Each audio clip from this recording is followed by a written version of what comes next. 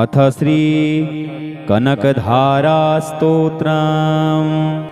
ॐ अङ्गं हरे पुलकभूषणमाश्रयन्ति भृङ्गाङ्गनेव मुकुलाभरणं तमालम् अङ्गीकृताखिलविभूतिरपाङ्गलीला माङ्गल्यदास्तु मम मङ्गलदेवतायाः।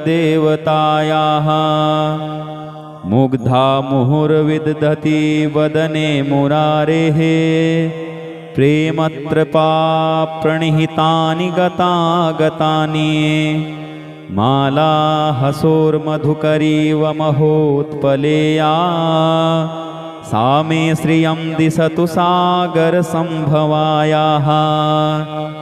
विश्वामरेन्द्रपदवे भ्रमदानदक्ष्यम् आनन्दहेतुरधिकं मुरविद्विषोऽपि ईशन्निषीदतु मयि क्षणमीक्षणार्धम् इन्दीवरोदरसहोदरमिन्दिरायाः। आमीलिताङ्गक्षमधिगम्य मुदा मुकुन्दम् आनन्दकन्दमनिमेषमनङ्गतन्त्रम् आकेकरस्थितकनीनिकपक्ष्मनेत्रम् भूत्यै भवेन् मम भुजङ्गशयाङ्गनायाः। बाह्यान्तरे मधुजितः श्रितकौस्तुभेया हारावलीव हरिनीलमयी विभाति कामप्रदा भगवतोऽपि कटाक्षमाला कल्याणमावहतु मे कमलालयायाः। कालाम्बुदालिललितो रसिकैटभारेः धाराधरे स्फुरति या तडिदङ्गनेव मातुः समस्तजगतां महनीयमूर्तिः भद्राणि मे दिशतु भार्गवनन्दनायाः। प्राप्तं पदं प्रथमतः खलु यत्प्रभावात् माङ्गल्यभाजिमधुमाथिनि मन्मथेन मय्यापतेत्तदिह मन्थरमेक्षणार्धम् मन्दालसं च मकरालयकन्यकायाः। दद्यादयानुपवनो द्रविणाम्बुधाराम् अस्मिन्न किञ्चन विहङ्गसिसौ विषण्णे दुष्कर्मघर्ममपनीय चिराय दूरम् नारायणप्रणयनी नयनाम्बुवाहः। इष्टाविशिष्टमतयोऽपि यया दयार्द्र दृष्ट्या त्रिविष्टपपदं सुलभं लभन्ते दृष्टिः प्रहष्टकमलोदरदीप्तिरिष्टां पुष्टिं कृषीष्ट मम पुष्करविष्टरायाः। गीर्देवतेति गरुडध्वज सुन्दरीति शाकम्भरीति शशिशेखरवल्लभेति सृष्टिस्थितिप्रलयकेलिषु संस्थितायै तस्यै नमस्त्रिभुवनेकगुरोस्तरुण्यैः। श्रुत्यै नमोऽस्तु शुभकर्मफलप्रसूत्यै रत्यै नमोऽस्तु रमणीयगुणार्णवायै शक्त्यै नमोऽस्तु शतपत्रनिकेतनायै पुष्ट्यै नमोऽस्तु पुरुषोत्तमवल्लभायै नमोऽस्तु नालीकनिभाननायै नमोऽस्तु दुग्धोदधिजन्मभूम्यै नमोऽस्तु सोमामृतसोदरायै नमोऽस्तु नारायणवल्लभायै।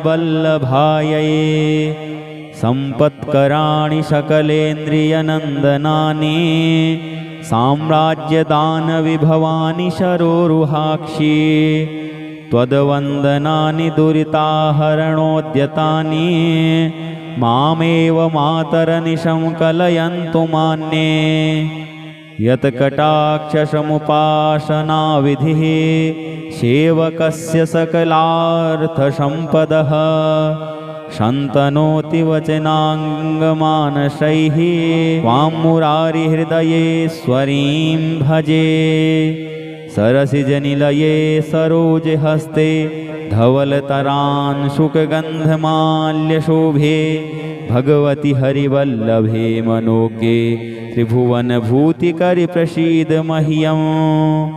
दिग्हस्तिभिः कनककुम्भमुखावसृष्ट स्वरवाहिनी विमलचारुजलप्लुताङ्गीं प्रातर्नमामि जगतां जननीमशेष लोकाधिनाथ गृहिणीममृताब्धिपुत्रीं। कमले कमलाक्ष्यवल्लभे त्वं करुणापूरतरङ्गितैरपाङ्गैः अवलोकय माम किञ्चनानां प्रथमं पात्रमकृत्रिमं दयायाः। स्तुवन्ति ये स्तुतिभिरमेभिरन्वहं त्रयीमयी त्रिभुवनमातरं रमां। गुणाधिका गुरुतरभाग्यभागिनो भवन्ति ते भुवि बुधभाविताशयाः। नमोऽस्तु हेमाम्बुजपीठिकायै नमोऽस्तु भूमण्डलनायिकायै नमोऽस्तु देवादिदयापरायै नमोऽस्तु सारङ्गयुधवल्लभायै नमोऽस्तु देव्यै भृगुनन्दनायै नमोऽस्तु विष्णोरुरसिस्थितायै नमोऽस्तु लक्ष्म्यै कमलालयायै नमोऽस्तु दामोदरवल्लभायै नमोऽस्तु कान्ते कमलेक्षणायै नमोऽस्तु भूत्यै भुवनप्रसूत्यै नमोऽस्तु देवादिभिरर्चितायै नमोऽस्तु नन्दात्मजवल्लभायै। देवी प्रसीद जगदीश्वरि लोकमातः कल्याणगात्रि कमलेक्षणजीवनाथे दारिद्र्यभीतिहृदयं शरणागतं माम् आलोकय प्रतिदिनं सदयैरपाङ्गै आलोकय प्रतिदिनं सदयैरपाङ्गै। ॐ श्री महालक्ष्म्यै नमः इति श्रीमत्शङ्कराचार्यविरचितं श्रीकनकधारास्तोत्रम्। अथ श्री सिद्धिलक्ष्मीस्तोत्रम्। ध्यानम्। या श्रीः पद्मावने कदम्बशिखिरे राजगृहे कुञ्जरे श्वेते चाश्वयुते वृषे च युगले यज्ञे च योपस्थिते शङ्खे देवकुले नरेन्द्रभवनी गङ्गातटे गोकुले सा श्रीस्तिष्ठतु सर्वदा मम गृहे भूयात् सदा निश्चला। श्री सिद्धिलक्ष्म्यै नमः। अथ स्तोत्रम्। ब्राह्मीं च वैष्णवीं भद्रां षड्भुजां च चतुर्मुखां त्रिनेत्रां च त्रिशूलां च पद्मचक्रगदाधरां पीताम्बरधरां देवीं नानालङ्कारभूषितां तेजः पुञ्जधरां श्रेष्ठां ध्यायेद्बालकुमारिकाम्। ओंकारलक्ष्मीरूपेण विष्णोर्हृदयमव्ययं विष्णुमानन्दमध्यस्थं ह्रीङ्कारबीजरूपिणी। ॐ क्लीं अमृतानन्दभद्रे सद्यानन्ददायिनी। ॐ श्रीं दैत्यभक्षरदां शक्तिमालिनी शत्रुमर्दिनी। तेजः प्रकाशिनी देवी वरदा शुभकारिणी ब्राह्मी च वैष्णवी भद्रा कालिका रक्तसाम्भवी।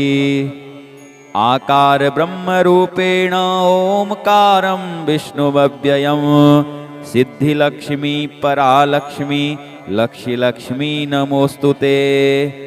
सूर्यकोटिप्रतीकासं चन्द्रकोटिसमप्रभं तन्मध्ये निकरे सूक्ष्मं ब्रह्मरूपव्यवस्थितं।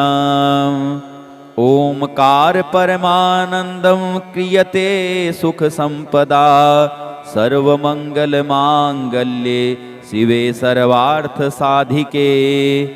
प्रथमे त्र्यम्बका गौरी द्वितीये वैष्णवी तथा तृतीये कमला प्रोक्ता चतुर्थे सुरसुन्दरी पंचमे विष्णुपत्नी च षष्ठे च वैष्णवी तथा सप्तमे च वरारोहा अष्टमे वरदायिनी नवमे खड्गत्रिशूला दशमे देवदेवता एकादशे सिद्धिलक्ष्मीर्द्वादशे ललितात्मिका।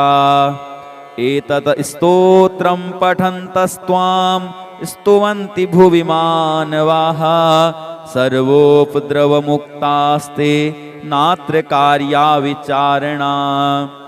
एकमासं द्विमासं वा त्रिमासं च चतुर्थकं पञ्चमासं च षड्मासं त्रिकालं यः पठेन्नरः।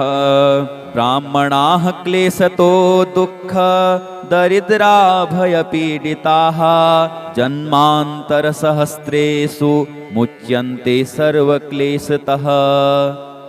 अलक्ष्मीर्लभते लक्ष्मी अपुत्रः पुत्रमुत्तमं धन्यं यस्य मायुष्यं वह्निचोरभयेषु च।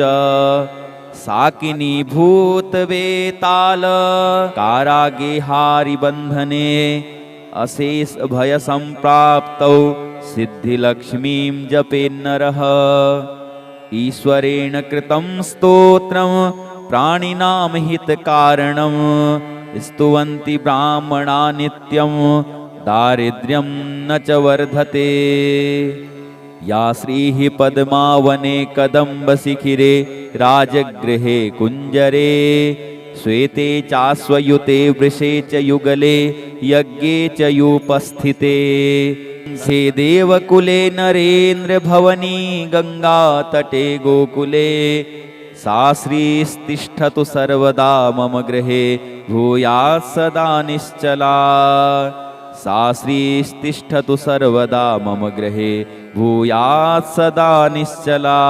इति श्री ब्रह्माण्डपुराणे ईश्वरविष्णुसंवादे दारिद्र्यनाशनं सिद्धिलक्ष्मीस्तोत्रम्। अथ श्री कनकधारास्तोत्रम्। ॐ अङ्गं हरे पुलकभूषणमाश्रयन्ति भृङ्गाङ्गनेव मुकुलाभरणं तमालम् अङ्गीकृताखिलविभूतिरपाङ्गलीला माङ्गल्यदास्तु मम मङ्गलदेवतायाः। मुग्धा मुहुर्विदधति वदने मुरारेः प्रेमत्रपा प्रणिहितानि गतागतानि माला हसोर्मधुकरीव महोत्पलेया सा मे श्रियं दिशतु सागरसम्भवायाः। विश्वामरेन्द्रपदवे भ्रमदानदक्ष्यम् आनन्दहेतुरधिकं मुरविद्विषोऽपि ईशन्निषीदतु मयि क्षणमीक्षणार्धम् इन्दीवरोदरसहोदरमिन्दिरायाः।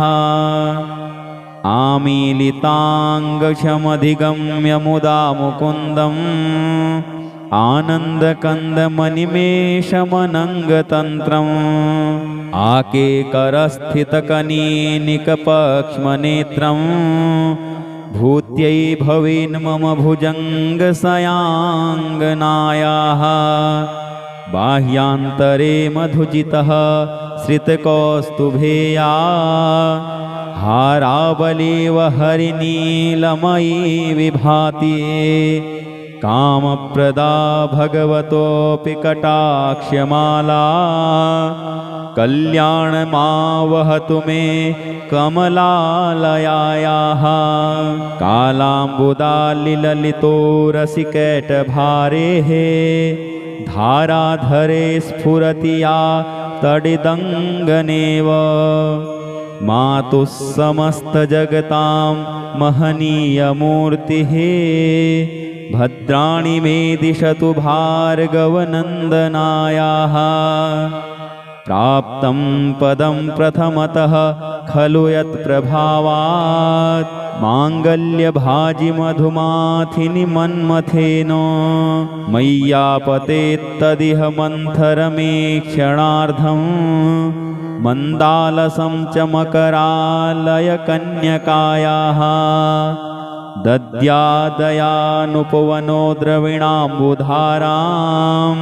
अस्मिन्न किञ्चन विहङ्गसि सौविषण्णे दुष्कर्मघर्ममपनीय चिराय दूरं नारायणप्रणयने नयनाम्बुवाहः इष्टाविशिष्टमतयोऽपि यया दयार्द्रः दृष्ट्या त्रिविष्टपपदं सुलभं लभन्ते दृष्टिः प्रहष्टकमलोदरदीप्तिरिष्टां पुष्टिं कृषीष्ट मम पुष्करविष्टरायाः गीर्देवतेति गरुडध्वज सुन्दरीति शाकम्भरीति शशिशेखरवल्लभेति सृष्टिस्थितिप्रलयकेलिषु संस्थितायै तस्यै नमस्त्रिभुवनेकगुरोस्तरुण्यैः श्रुत्यै नमोऽस्तु शुभकर्मफलप्रसूत्यै रत्यै नमोऽस्तु रमणीयगुणार्णवायै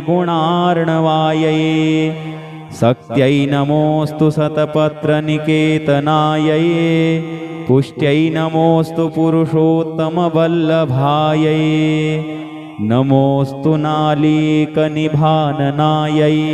नमोऽस्तु दुग्धोदधिजन्मभूम्यै नमोऽस्तु सोमामृतसोदरायै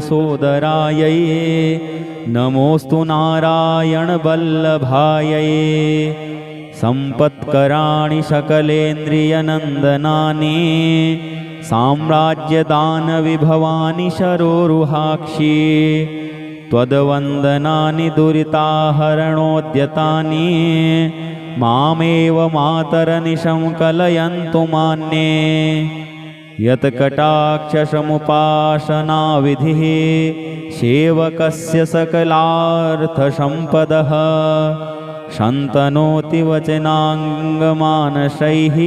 त्वां मुरारिहृदयेश्वरीं भजे सरसिजनिलये सरोजहस्ते धवलतरांशुकगन्धमाल्यशोभे भगवति हरिवल्लभे मनोज्ञे त्रिभुवनभूतिकरि प्रसीद मह्यम् दिग्हस्तिभिः कनककुम्भमुखावशिष्ट स्वरवाहिनी विमलचारुजलप्लुताङ्गीं प्रातर्नमामि जगतां जननीमशेष लोकाधिनाथ गृहिणीममृताब्धिपुत्रीं कमले कमलाक्ष्यवल्लभे त्वं करुणापूरतरङ्गितैरपाङ्गैः अवलोकय माम किञ्चनानां प्रथमं पात्रमकृत्रिमं दयायाः स्तुवन्ति ये स्तुतिभिरमेभिरन्वहं त्रयीमयी त्रिभुवनमातरं रमां गुणाधिका गुरुतरभाग्यभागिनो भवन्ति ते भुवि बुधभाविताशयाः नमोऽस्तु हेमाम्बुजपीठिकायै नमोऽस्तु भूमण्डलनायिकायै नमोऽस्तु देवादिदयापरायै नमोऽस्तु सारङ्गयुधवल्लभायै नमोऽस्तु देव्यै भृगुनन्दनायै नमोऽस्तु विष्णोरुरसिस्थितायै नमोऽस्तु लक्ष्म्यै कमलालयायै नमोऽस्तु दामोदरवल्लभायै नमोऽस्तु कान्ते कमलेक्षणायै नमोऽस्तु भूत्यै भुवनप्रसूत्यै नमोऽस्तु देवादिभिरर्चितायै नमोऽस्तु नन्दात्मजवल्लभायै देवी प्रसीद जगदीश्वरि लोकमातः कल्याणगात्रि कमलेक्षण जीवनाथे दारिद्र्यभीतिहृदयं शरणागतं माम् आलोकय प्रतिदिनं सदयैरपाङ्गै आलोकय प्रतिदिनं सदयैरपाङ्गै। ॐ श्री महालक्ष्म्यै नमः इति श्रीमत्शङ्कराचार्यविरचितं श्रीकनकधारास्तोत्रम् अथ श्री सिद्धिलक्ष्मीस्तोत्रम् ध्यानम्। या श्रीः पद्मावने कदम्बशिखिरे राजगृहे कुञ्जरे श्वेते चाश्वयुते वृषे च युगले यज्ञे च योपस्थिते शङ्खे देवकुले नरेन्द्रभवनी गङ्गातटे गोकुले सा श्रीस्तिष्ठतु सर्वदा मम गृहे भूयात् सदा निश्चला। श्री सिद्धिलक्ष्म्यै नमः।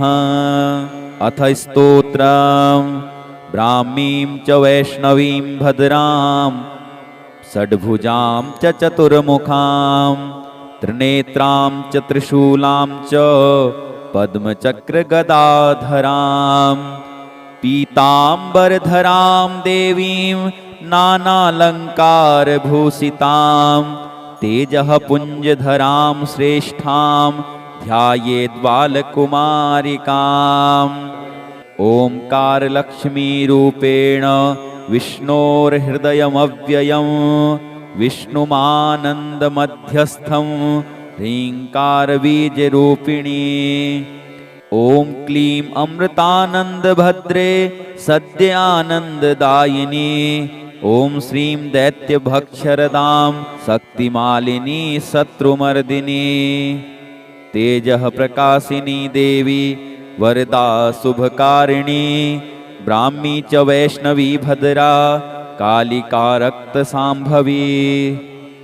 आकार ब्रह्मरूपेण ओंकारं विष्णुमव्ययं सिद्धिलक्ष्मी परालक्ष्मी लक्ष्मीलक्ष्मी नमोस्तुते।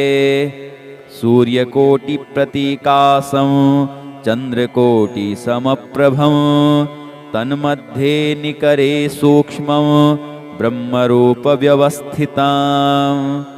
ओंकार परमानन्दं क्रियते सुखसम्पदा सर्वमङ्गलमाङ्गल्ये शिवे सर्वार्थसाधिके। प्रथमे त्र्यम्बका गौरी द्वितीये वैष्णवी तथा तृतीये कमला प्रोक्ता चतुर्थे सुरसुन्दरी। पंचमे विष्णुपत्नी च षष्ठे च वैष्णवी तथा सप्तमे च वरारोहा अष्टमे वरदायिनी। नवमे खड्गत्रिशूला दशमे देवदेवता एकादशे सिद्धिलक्ष्मीर्द्वादशे ललितात्मिका। एतत् स्तोत्रं पठन्तस्त्वां स्तुवन्ति भुवि मानवाः सर्वोपद्रवमुक्तास्ते नात्र कार्या विचारणा। एकमासं द्विमासं वा त्रिमासं च चतुर्थकं पञ्चमासं च षड्मासं त्रिकालं यः पठेन्नरः। ब्राह्मणाः क्लेशतो दुःख दरिद्रा भयपीडिताः जन्मान्तरसहस्रेषु मुच्यन्ते सर्वक्लेशतः। अलक्ष्मीर्लभते लक्ष्मी अपुत्रः पुत्रमुत्तमं धन्यं यस्य मायुष्यं वह्निचोरभयेषु च। साकिनी भूतवेताल कारागेहारिबन्धने अशेष भयसम्प्राप्तौ सिद्धिलक्ष्मीं जपेन्नरः। ईश्वरेण कृतं स्तोत्रं प्राणिनां हितकारणं स्तुवन्ति ब्राह्मणा नित्यं दारिद्र्यं न च वर्धते। या श्रीः पद्मावने कदम्बशिखिरे राजगृहे कुञ्जरे श्वेते चाश्वयुते वृषे च युगले यज्ञे च युपस्थिते हे देवकुले नरेन्द्र भवनी गङ्गातटे गोकुले सा श्रीस्तिष्ठतु सर्वदा मम गृहे भूयात् सदा निश्चला सा श्रीस्तिष्ठतु सर्वदा मम गृहे भूयात् सदा निश्चला इति श्री ब्रह्माण्डपुराणे ईश्वरविष्णुसंवादे दारिद्र्यनाशनं सिद्धिलक्ष्मीस्तोत्रम् अथ श्री कनकधारास्तोत्रम्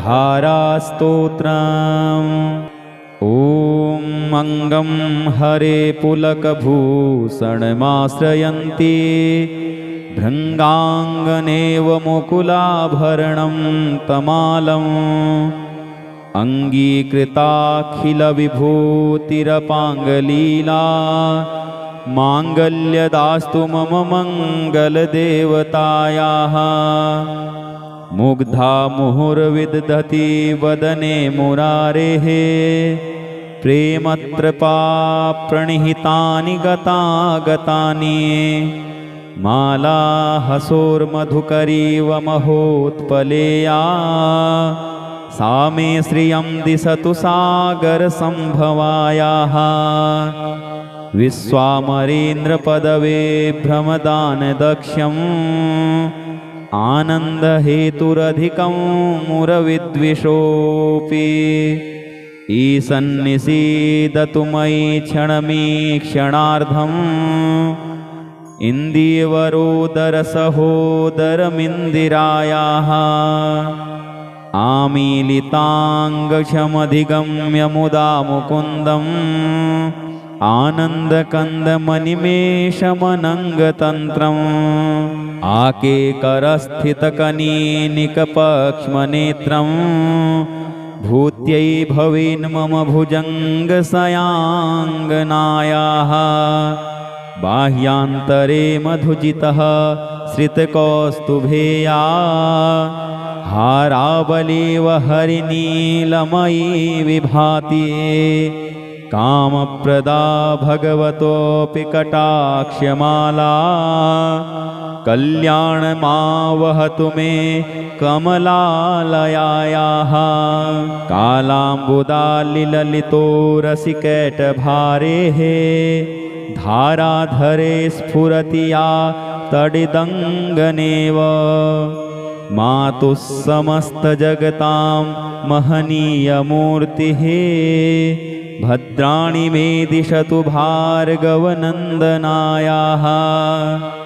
प्राप्तं पदं प्रथमतः खलु यत्प्रभावात् माङ्गल्यभाजिमधुमाथिनि मन्मथेन मय्यापतेत्तदिह मन्थरमेक्षणार्धम् मन्दालसं च मकरालयकन्यकायाः दद्यादयानुपवनो द्रविणाम्बुधाराम्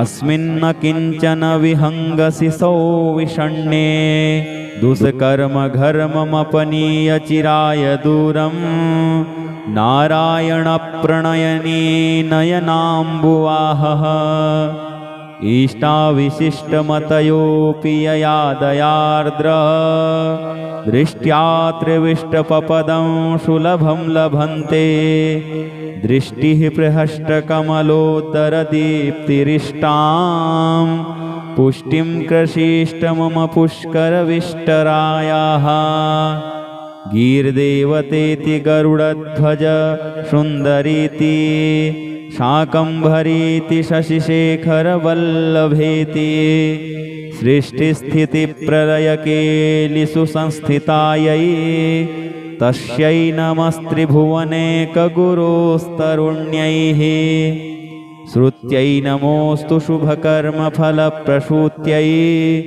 रत्यै नमोऽस्तु रमणीयगुणार्णवायै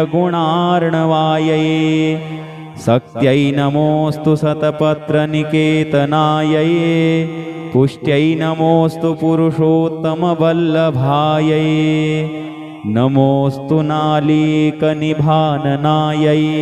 नमोऽस्तु दुग्धोदधिजन्मभूम्यै नमोऽस्तु सोमामृतसोदरायै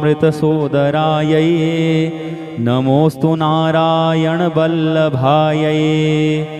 सम्पत्कराणि सकलेन्द्रियनन्दनानि साम्राज्यदानविभवानि शरोरुहाक्षि त्वद्वन्दनानि दुरिताहरणोद्यतानि मामेव मातरनिशं कलयन्तु मान्ये यत्कटाक्षसमुपासनाविधिः सेवकस्य सकलार्थसम्पदः शन्तनोति वचनाङ्गमानसैः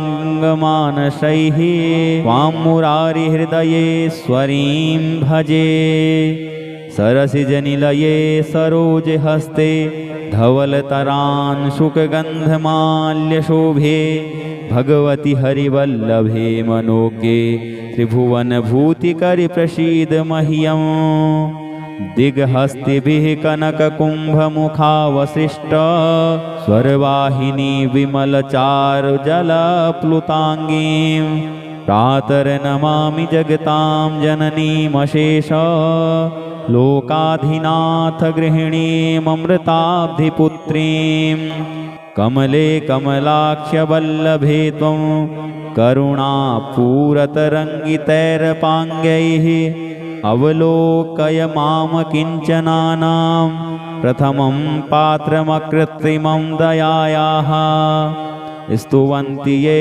स्तुतिभिरमेभिरन्वहं त्रयीमयी त्रिभुवनमातरं रमां गुणाधिका गुरुतरभाग्यभागिनो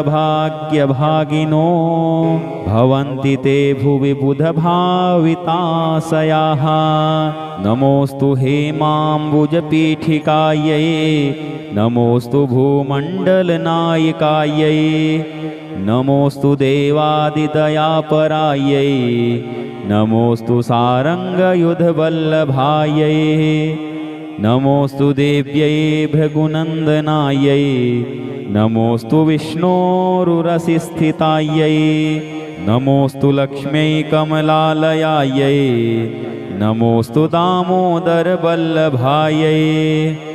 नमोऽस्तु कान्ते कमलेक्षणायै नमोऽस्तु भूत्यै भुवनप्रसूत्यै नमोऽस्तु देवादिभिरर्चितायै नमोऽस्तु नन्दात्मजवल्लभायै देवी प्रसीद जगदीश्वरि लोकमातः कल्याणगात्रि कमलेक्षणजीवनाथे दारिद्र्यभीतिहृदयं शरणागतं माम् आलोकय प्रतिदिनं सदयैरपाङ्गै आलोकय प्रतिदिनं सदयैरपाङ्गै ॐ श्री महालक्ष्म्यै नमः इति श्रीमत्शङ्कराचार्यविरचितं श्रीकनकधारास्तोत्रम् अथ श्री सिद्धिलक्ष्मीस्तोत्रम् ध्यानम्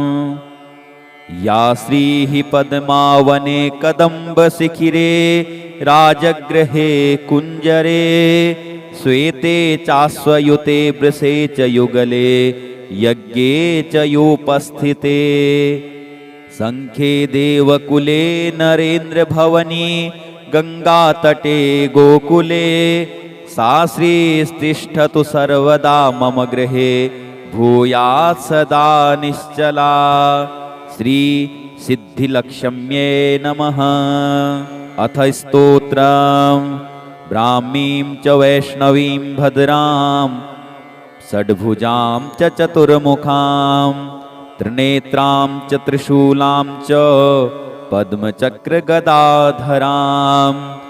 पीताम्बरधरां देवीं नानालङ्कारभूषितां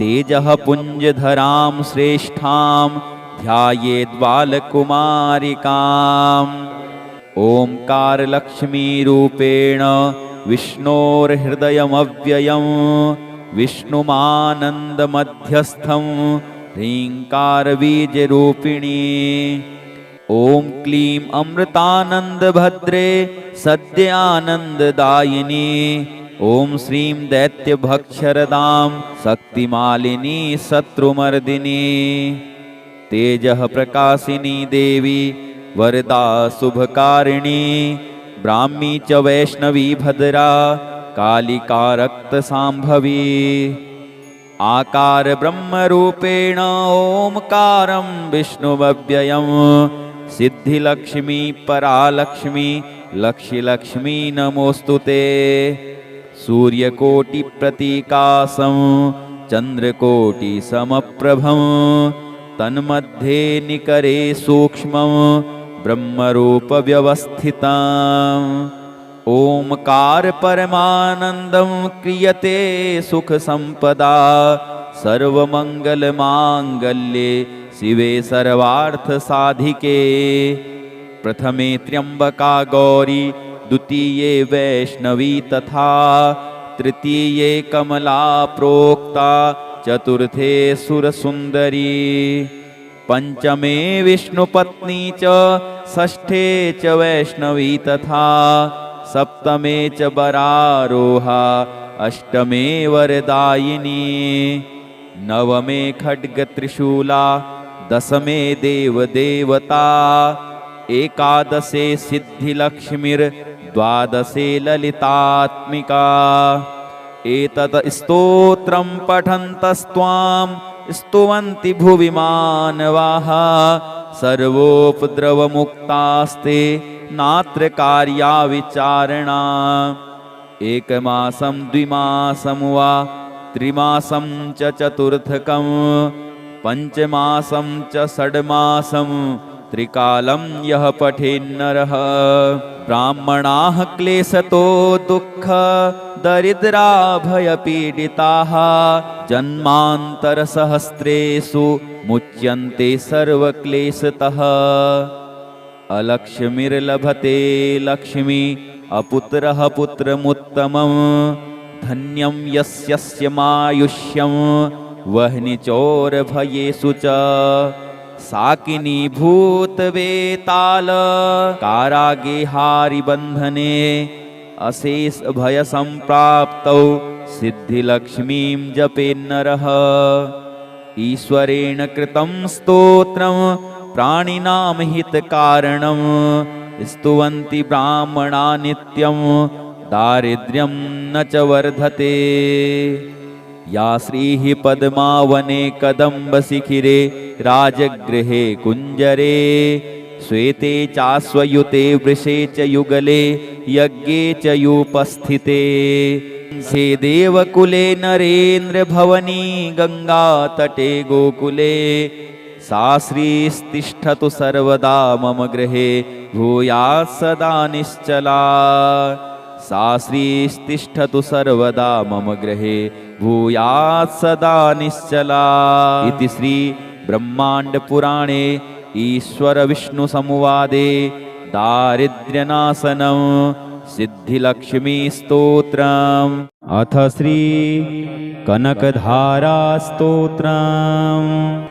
ॐ अङ्गं हरे पुलकभूषणमाश्रयन्ति भृङ्गाङ्गनेव मुकुलाभरणं तमालम् अङ्गीकृताखिलविभूतिरपाङ्गलीला माङ्गल्यदास्तु मम मङ्गलदेवतायाः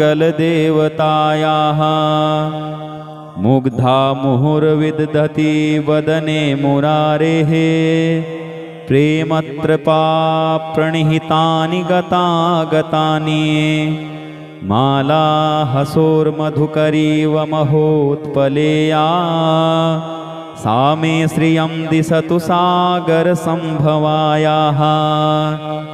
विश्वामरेन्द्रपदवे भ्रमदानदक्ष्यम् आनन्दहेतुरधिकं मुरविद्विषोऽपि ईशन्निषीदतु मयि क्षणमीक्षणार्धम् इन्दीवरोदरसहोदरमिन्दिरायाः आमीलिताङ्गक्षमधिगम्य मुदा मुकुन्दम् आनन्दकन्दमनिमेषमनङ्गतन्त्रम् आकेकरस्थितकनीनिकपक्ष्मनेत्रम् भूत्यै भवेन् मम भुजङ्गसयाङ्गनायाः बाह्यान्तरे मधुजितः श्रितकौस्तुभेया हारावलीव हरिनीलमयी विभाति कामप्रदा भगवतोऽपि कटाक्षमाला कल्याणमावहतु मे कमलालयायाः कालाम्बुदालिललितो रसिकैटभारेः धाराधरे स्फुरति या तडिदङ्गनेव मातुः समस्तजगतां महनीयमूर्तिः भद्राणि मे दिशतु भार्गवनन्दनायाः प्राप्तं पदं प्रथमतः खलु यत्प्रभावात् माङ्गल्यभाजिमधुमाथिनि मन्मथेन मय्यापतेत्तदिह मन्थरमेक्षणार्धम् मन्दालसं च मकरालयकन्यकायाः दद्यादयानुपवनो द्रविणाम्बुधाराम् अस्मिन्न किञ्चन विहङ्गसि सौविषण्णे दुष्कर्मघर्ममपनीय चिराय दूरम् नारायणप्रणयने नयनाम्बुवाहः इष्टाविशिष्टमतयोऽपि यया दयार्द्र दृष्ट्या त्रिविष्टपपदं सुलभं लभन्ते दृष्टिः प्रहष्टकमलोदरदीप्तिरिष्टां पुष्टिं कृषीष्ट मम पुष्करविष्टरायाः गीर्देवतेति गरुडध्वज सुन्दरीति शाकम्भरीति शशिशेखरवल्लभेति सृष्टिस्थितिप्रलयकेलिषु संस्थितायै तस्यै नमस्त्रिभुवनेकगुरोस्तरुण्यैः श्रुत्यै नमोऽस्तु शुभकर्मफलप्रसूत्यै रत्यै नमोऽस्तु रमणीयगुणार्णवायै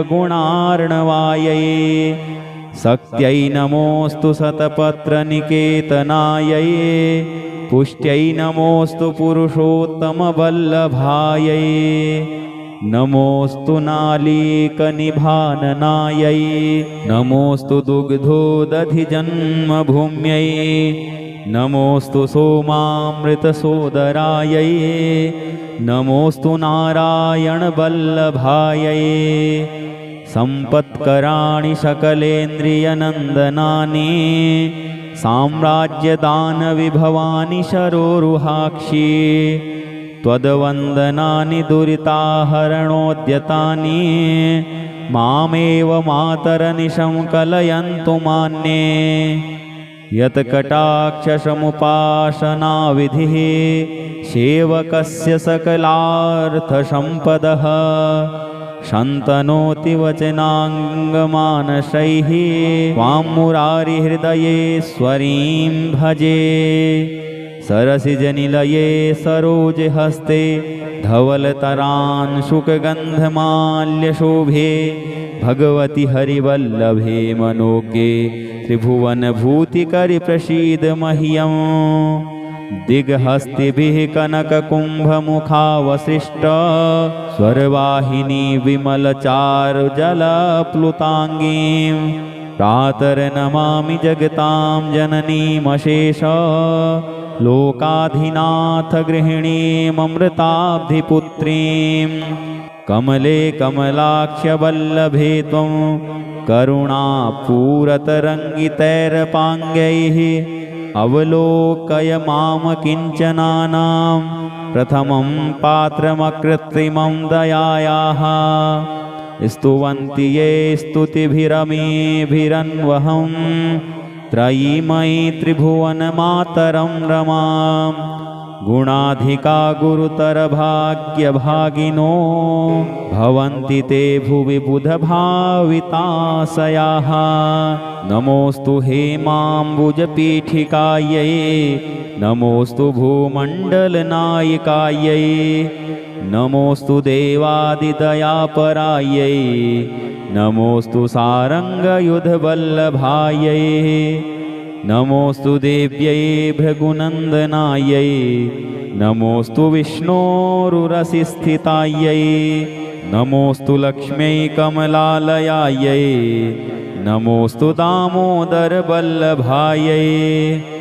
नमोऽस्तु कान्ते कमलेक्षणायै नमोऽस्तु भूत्यै भुवनप्रसूत्यै नमोऽस्तु देवादिभिरर्चितायै नमोऽस्तु नन्दात्मजवल्लभायै देवी प्रसीद जगदीश्वरि लोकमातः कल्याणगात्रि कमलेक्षणजीवनाथे दारिद्र्यभीतिहृदयं शरणागतं माम् आलोकय प्रतिदिनं सदयैरपाङ्गै आलोकय प्रतिदिनं सदयैरपाङ्गै ॐ श्री महालक्ष्म्यै नमः इति श्रीमत्शङ्कराचार्यविरचितं श्रीकनकधारास्तोत्रम्।